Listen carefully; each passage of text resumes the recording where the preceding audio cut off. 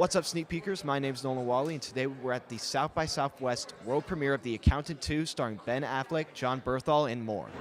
Hi, nice to meet you. Hi. Sorry, my hands. No, it's okay. We're Sneak Peek. We're in org at UT Austin. Nice. Went to them. Awesome. First question I have, so from the trailer, it seems like you're going to be sort of in this trio assignment with your co-stars of John and Ben, where you sort of have to rein them in and keep them just like on track and by the book. Is that maybe how your relationship is with them off of set, or is it far from the truth? What is it like working with them? That is very perceptive that you picked up on that in the trailer. I wouldn't say that that's the dynamic in real life, although I think in my real life, with people in my life, I probably am a little bit that way, a little bit like I'm not going to put up with people's nonsense. But it was awesome to get to work with them. I didn't work with them in the first movie.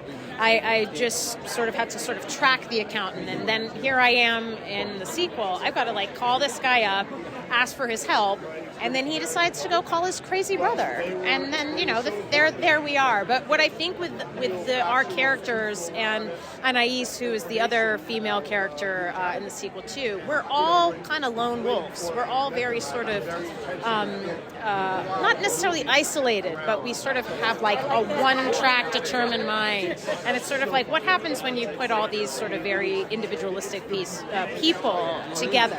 Lone wolves in a pack. That's kind of my take on it. Can you describe sort of your character to us in a few words? Okay, Anais, neurodivergent, dangerous, hyper-intelligent, and maybe a little softness, but not a lot. And how does it feel to be adding yourself into this ensemble cast from the first film? Is there anything that went into like with these established characters and adding yourself in? Well, I think for me coming into it, I saw it in 2016 with my dad. Like we went and saw it in theaters because it's just like it was our kind of movie. And funny enough, my dad really loved it because it's about a guy who's like hoarding all of his money, and my dad was like, that's awesome, like his house is very economical, like that's really cool. And I was like, oh my god, my dad's just cheap, and that's why he loved the movie. But I already came in as a fan, so I was a little nervous because Gavin O'Connor, who's right to my side here, he's got really high expectations. If you've seen his previous films, like it's always really high caliber actors. Their performances are always great. The fight sequences are taken very seriously. So at first I was pretty nervous, but I worked with him a lot. And he's the first director that I've worked with ever to his scale that trusted me fully. So I was scared and then I wasn't. Do you find yourself inspired by anything in your own life that relies on that? Is there any part of you that has that sort of like organizational skills, or is it really just acting?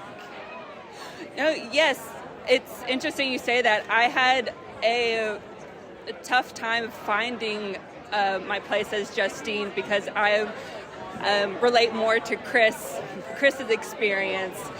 So I found it very inspiring that the writer had imagined this for a character like Justine.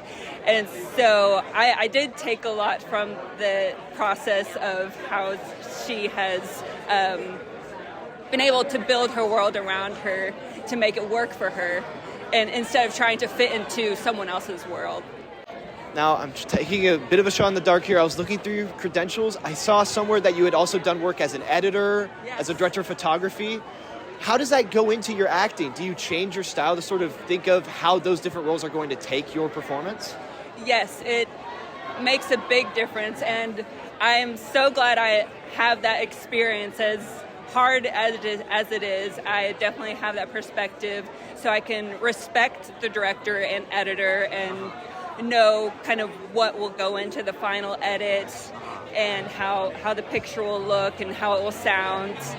And then a lot more respect for being able to finish the final product and how acting is just one piece of the entire project.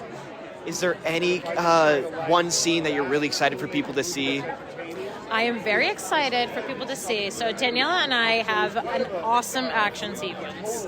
You don't often get to see two sort of female leads go head to head in like a matchup and feel like there are very high stakes and like, is only one person going to make it out of the situation? Are both going to go down? Like, what's going to happen? And we trained, from even before we started filming, because we knew like we've got to like make this scene as awesome as it is on the page. We have an incredible stunt team that has done a few action set pieces on this one.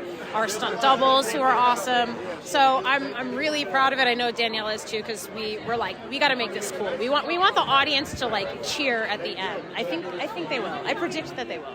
Oh, that's tough, because the entire thing, I think, just seeing the relationship develop between the two brothers really kept my attention to keep reading the script and see the story. So I think overall, I think people will be really happy about how that comes out. Sort of working off of that, do you have any sort of like anecdote about what it's like to be on those action scenes? What is the process like? It is, kind of the same old. It's like a lot of training. Honestly, it's. I think if you're a dancer or anyone with a dance background would probably relate the most, because it's a choreographed dance, right? And you have to learn it over and over again. But then on the day, it's got to look fresh. It can't just look like you know what you're going to do, or it has to look sporadic. So. It was it was brutal, but it was fun. Cynthia and I we really go for it in the movie. But also, it's awesome. It reminds me a lot of Uma Thurman and Daryl Hannah and Kill Bill 2 when they're in the trailer. It's like got a little bit of that. Final question.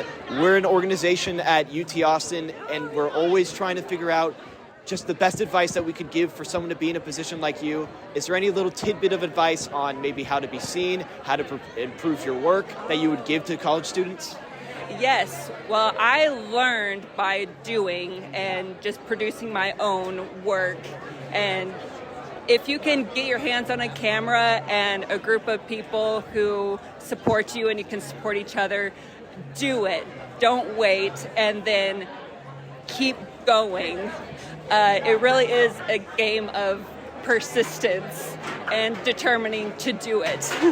And being prepared for the difficult times of poor finances, and really deciding that you love it and want to keep with it.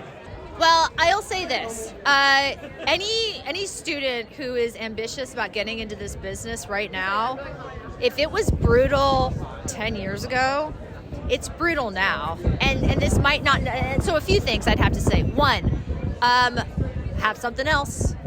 Have a side hustle. Like, be an accountant on the side. I actually know an actor who is an accountant who supports himself while, because this work is few and far between, and this industry is changing a lot. So I'd say have that side hustle. And two, it's going to be a lot easier if you are a storyteller and you're ambitious about making your own story. But nowadays, you got to be a jack of all trade. So you better know how to edit. You better know how to shoot. If you can act, great. If you can write, even better. So I feel like if you want it, boy, you got to go for it, because it's brutal out there. Yeah. Thank you so much for your time. Don't want to hold you up in the cold. Thank you so much. Have a good night. Thank you. Thank you all so much for watching. If you like this and want to see more like it, please visit our page. And if you like this video specifically, please leave a like, comment, and make sure to subscribe.